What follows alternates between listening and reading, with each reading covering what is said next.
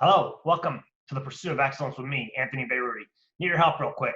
If you like the videos, hit the thumbs up button right below, and please subscribe to get access to our latest interviews. Hit the subscribe button right there. Also, we'd love to hear from you about our interviews. In the comment section, tell us who you want us to interview or what you thought about the whole thing. Without further ado, enjoy the interview.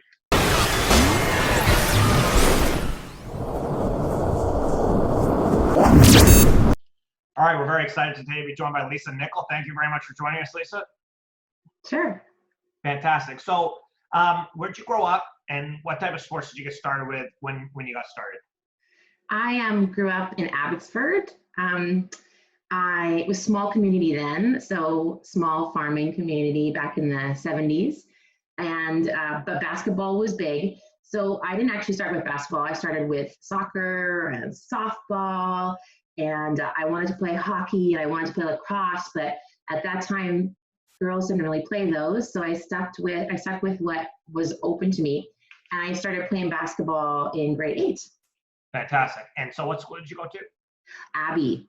Okay. So I was coached by Barry Stewart, famous Barry Stewart for junior high, 8, 9, 10, and then I went off to Abbey Senior. Perfect. And so Barry's obviously a very revered coach in the coaching community. Talk a little bit about what made him special as a coach. Mm-hmm. Well, it was funny because I didn't realize this until the day of the finals of the junior provincials this year, that the trophy for the winning team was named after him. And I realized that someone told me that the day of, and I had this special connection to that trophy and to that name because he basically was the reason why I loved basketball so much. He was ahead of his time in terms of the time that he would spend with kids. At that time, he would let me in the gym whenever I wanted. There wasn't all the rules and regulations of today, and he was tough, but you always knew you were loved. And that's something that I've always taken with me as a teacher and a mom and as a coach. And he also skills, practice more than you play. And that's something that, and he's special, very close with him until he passed away. My parents close to him as well. Fantastic. So you went to Abbey. Tell us a little bit about what your time was like there at Abbey Senior. Yeah. How'd your career go? What was it like? Yeah, we were very good. I had some great players. We had Jennifer Curley, who ended up playing at SFU for a while, and a couple other very big, great size. My final year, we came fourth. We lost to Salmon Arm in overtime in the semifinals. So the BCs were something that I, as a player, had an unaccomplished goal for us to win that. I felt that we had a really great chance back in that day, and we just didn't fulfill sort of our destiny. Yeah. And then I enjoyed my high school career. I loved going to Abbey. It was such a great school academically and athletically. Right. And then so you ended up playing university. How did you come to the conclusion of where you want to go? And then what got you excited to go there? Sure. So I was originally recruited by Bev Smith, who actually was coaching basketball at UBC at that time. And it was exciting. She was thought she was finished her playing days professionally and was home for a while. I just liked her personality, and she was very kind and very loving and very warm. As it turns out, she wasn't finished her playing days. So my first year entering UBC, she had decided to go back overseas to play. And then they hired Misty Thomas, who came and was there for all my 5 years at UBC. So I kind of walked on almost because she didn't know a lot about me. But what UBC gave me was a chance for a kid that is not athletic, but you couldn't measure how hard I was going to work, and you couldn't measure my heart. And they gave me that opportunity. So basically from the get-go, she was in a rebuilding stage, Misty was, and I got to play a ton my first year, and then was a starter my second year throughout my 5 years there. Right. Yeah. So when you go to a rebuilding situation after being on a good team in high school, I talk to kids about this all the time. What are some of the things that people need to be prepared for, and what was it like trying to turn the thing around? Yeah. Yeah, I mean, we UBC at that time had won Canada West Championship in over 20 years. So it was not the powerhouse that it is today. And I knew that going in, and I chose that academically. So it's difficult to lose. But I think what we had to hold on to was the idea that we were building something. And that I can remember my first year, it was so funny. We beat UVic. I don't remember how we did it or what happened, but I can remember, and I had the ball at the end of the game, and it was like, I just like threw it in the air. It was like we had won the world championships. And I think that when you can hold on to those little nuggets as you're rebuilding and find joy in that, that's what kept us going. And we knew we had something special because Misty was tough. I mean, tough. But boy, she knew basketball. And we knew that every practice we were pushed and challenged to our limit, and to a limit that some people couldn't handle. But those of us that could handle it and stuck around, every day we got better and we got tougher.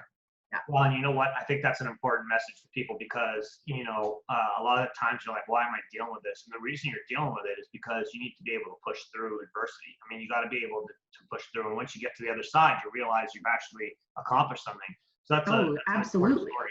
And then the other thing with somebody like Misty is when you're as good as Misty is as a player, arguably one of the best we've ever had,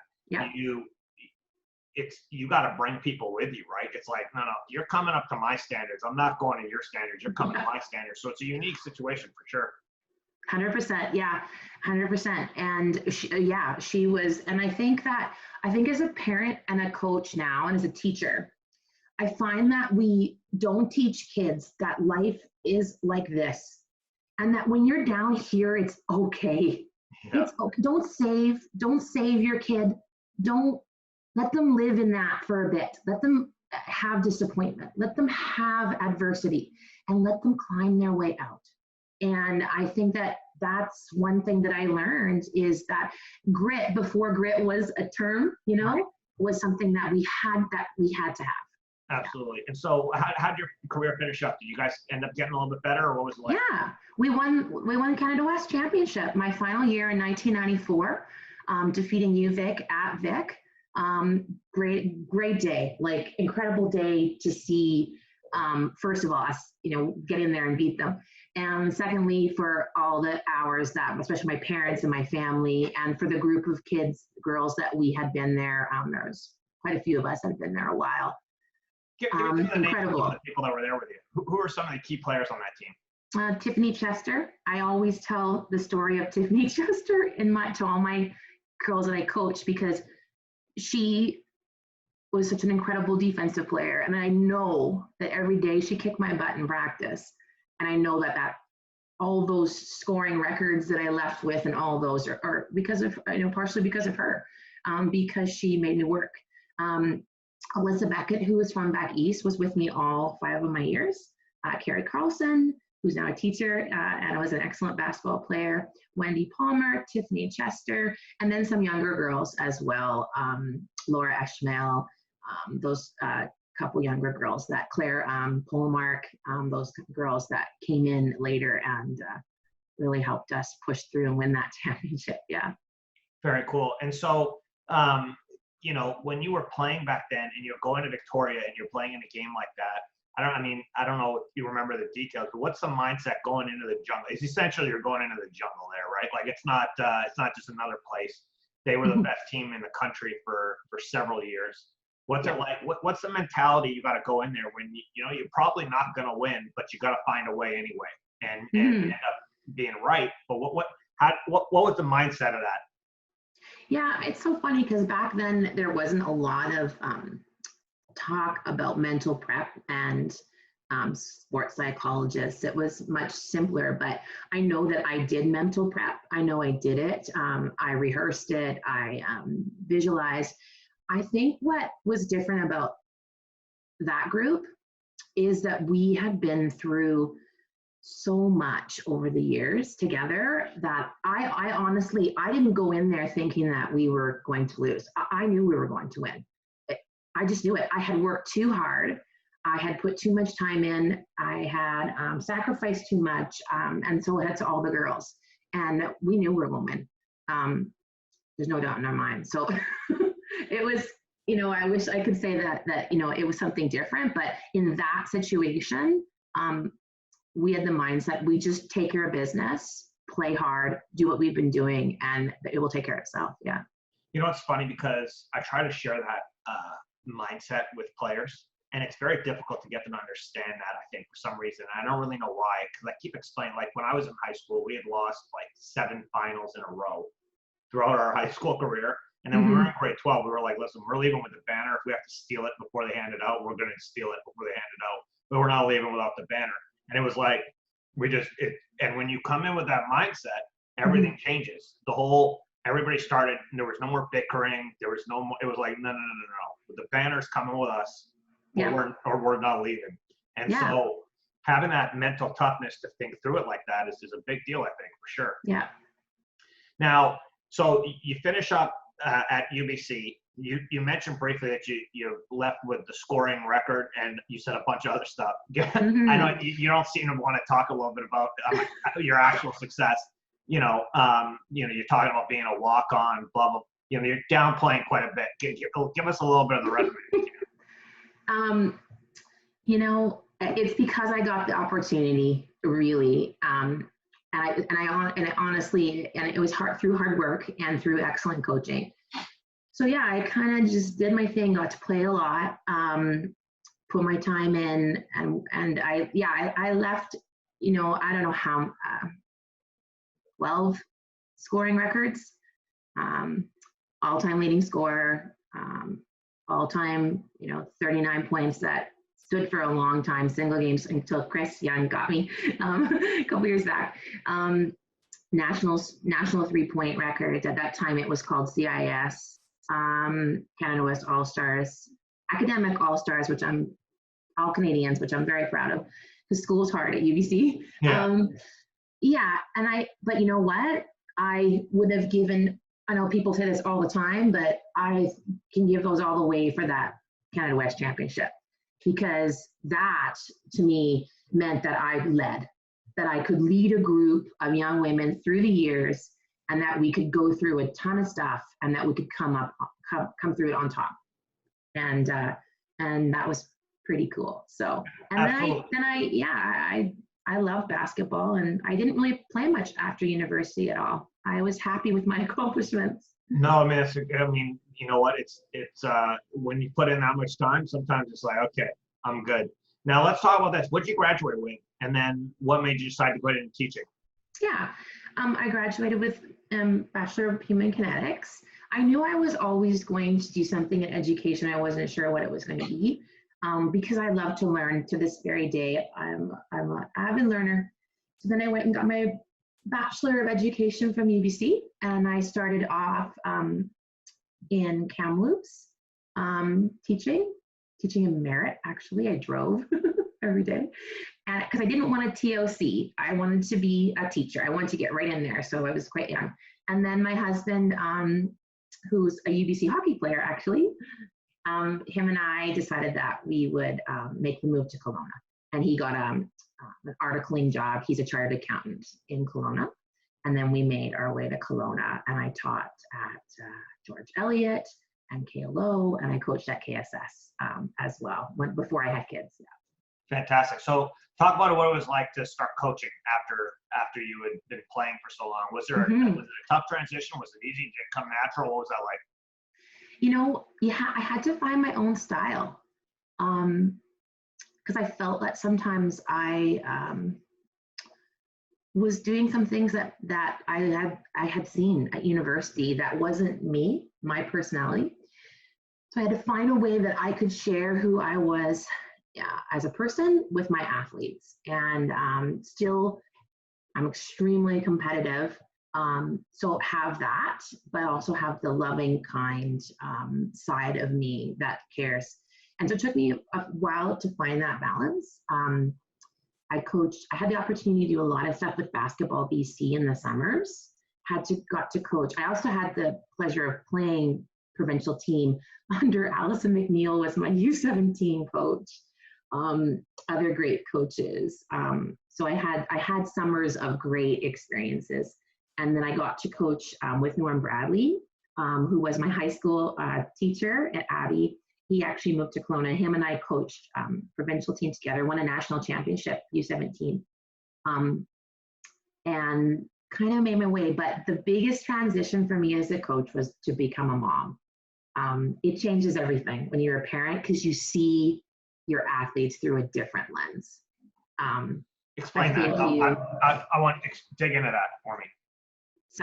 Talk more about that? Yeah. What do you mean by that? So when you become a parent, you see your athletes through a different lens. You see them as someone's child because you know how much you love this baby that you have, and you would do anything for them.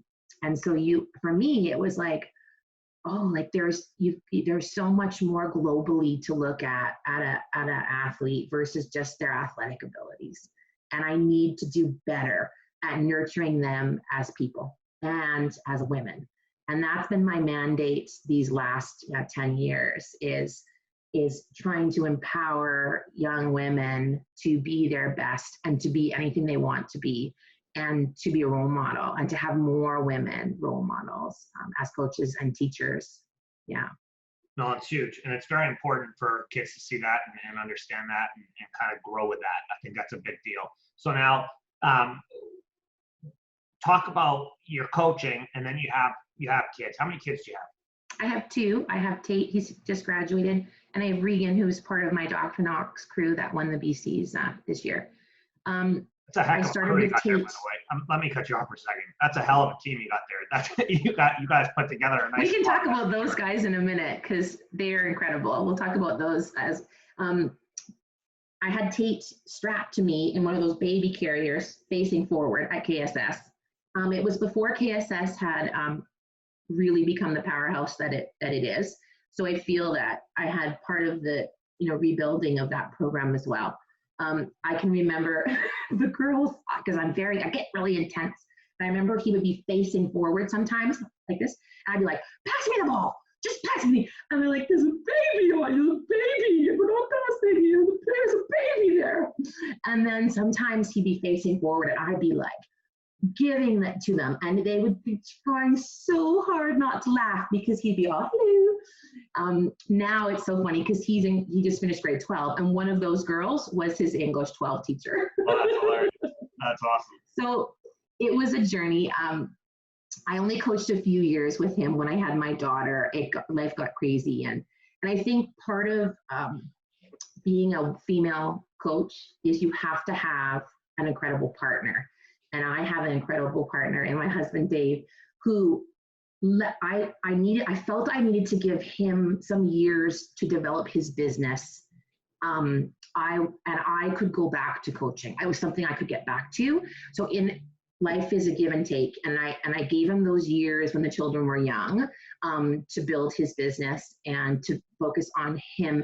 And I took care of sort of what was going on at home and the children. And he's, of course, an incredible dad and father. But then once things got established, I moved my way back into coaching with my own children.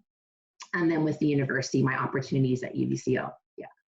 So I got back into it probably, I would say, 10 years ago. Fantastic. And so, like, my thing with this is, one of the reasons why I really like Danny Sinclair is and I told her this when I was interviewing her the other day, was the story of when she literally had a baby like a day before the game, and then she went and coached the game. And I'm like, oh my God, you got to pass the rest of my life. Like the rest of my life, you got to pass.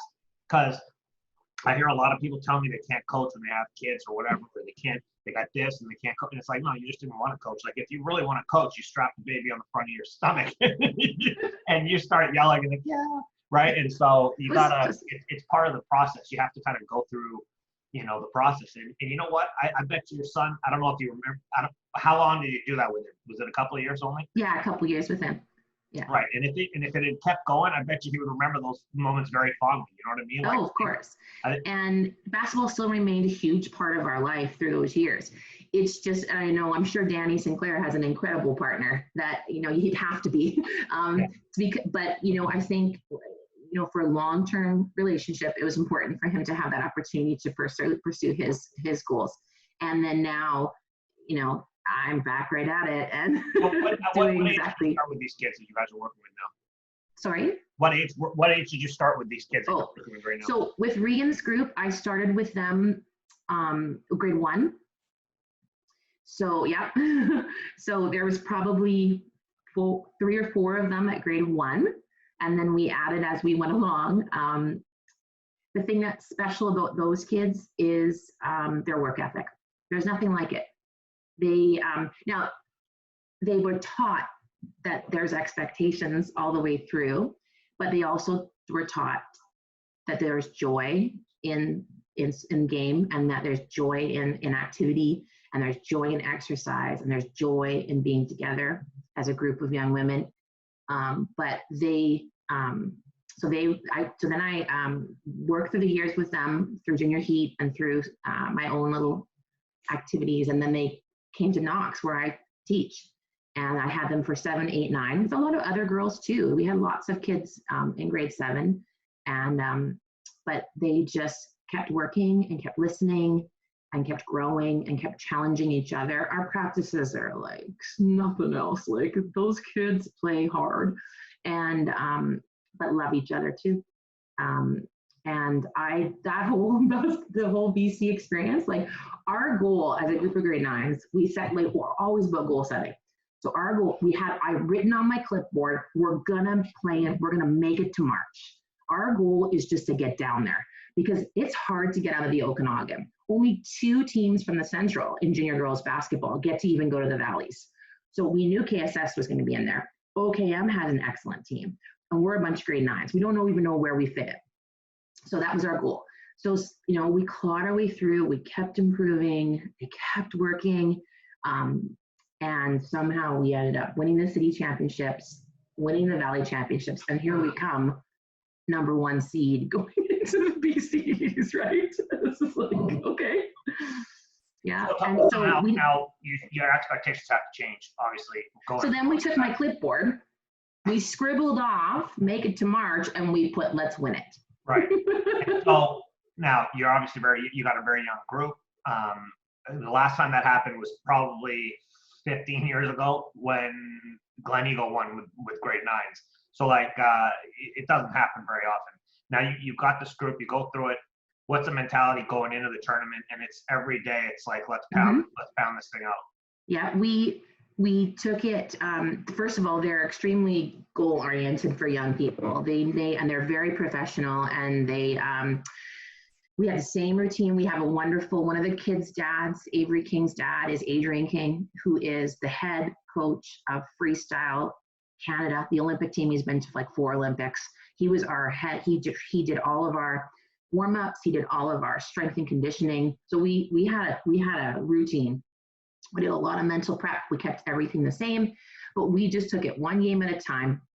And our goal was to just do what we do and be our best selves and to keep playing together. Those kids play very well together. They're extremely unselfish. They're connected, and we just focused on that each game. We went along as we went. And it was funny because I always thought of them maybe like in grade 10, right? Like these kids, but in the hotel on the Thursday night, I woke up and I was like, I think it's going to be, I think it could be this year. And I just kind of like, it could happen. And it did. And part of the thing too was I tore my Achilles on the Sunday before we were supposed to go down there. I was jogging and my dog pulled me down a hill and I rolled and I broke my ankle, tore the Achilles off the heel. Oh my goodness. Somehow got up. I'm like, I'm okay. And then my car, I'm like, I'm in the middle of nowhere. I'm like, where's the car? And so I got back to the car, got home, sat on the bench in the garage. Regan opened the door. She's like, "Hey, Mom," and I'm like, "I think I've done something," and I did. Yeah. So luckily, the surgeons here in Kelowna are basketball fans. So I said, I kind of have something I got to do.